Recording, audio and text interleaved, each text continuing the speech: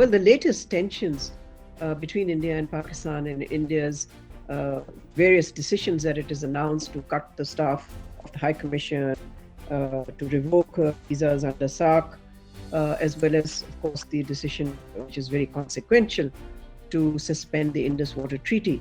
These are all diplomatic actions which, again, have plunged this relationship, which is troubled as it is, to another low.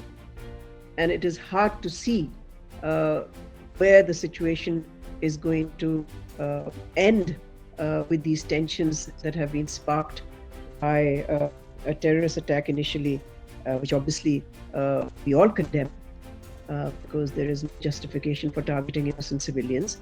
But at the same time, India had no justification to act the way it did in announcing unilaterally these decisions without even talking to Pakistan, without carrying out any investigation about who's responsible for this terror attack.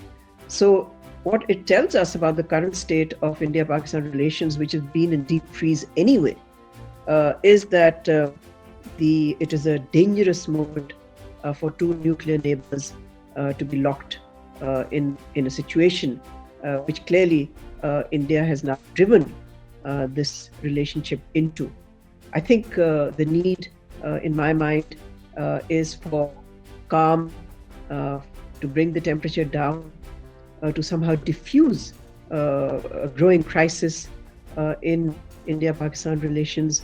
And that really calls for something I've been advocating for some time, which is an active back channel that can manage tensions, that can quickly be activated so that the two countries are able to communicate to each other whatever their concerns are, rather than take these actions which then become very difficult to reverse. India's decision to suspend the Indus Waters Treaty is most unfortunate and regrettable. There is no provision in this treaty that allows one party to either suspend it or to abrogate it. In fact, there is no exit clause in this treaty. The treaty cannot be abrogated, it cannot be put in abeyance, it cannot be suspended under the provisions of the treaty itself. And remember that this 1960 treaty, which was brokered by the World Bank, has for over 6 decades survived wars, confrontations, and tensions between the two countries to provide a framework that governs the sharing and management of trans-border rivers.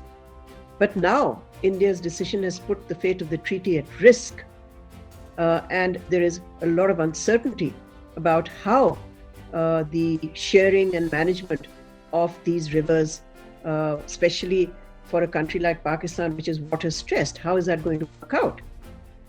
But in a way, it was already being indicated that India wanted to somehow get out of this treaty, because in January 2023, they had talked about the fact that they were not happy with the treaty's dispute settlement provisions.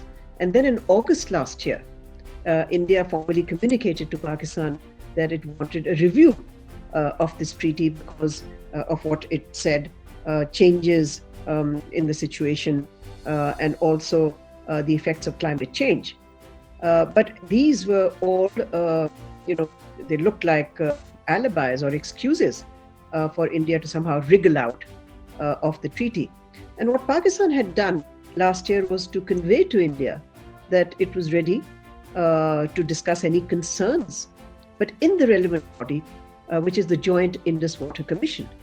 But now, with this latest decision, the fate of the treaty is completely now up in the air. Yes, countries across the world have denounced the terror attack, and President Trump of the United States has also offered Prime Minister Modi of India full support. But I think the international community has a role to play beyond that, beyond the condemnation, in trying to urge restraint on India, in trying to ensure that the situation does not spin out of control and the tensions that have been generated by the last 48 hours do not morph into a full-blown crisis. So I think there is a role for the international community to play beyond just denunciations and condemnations.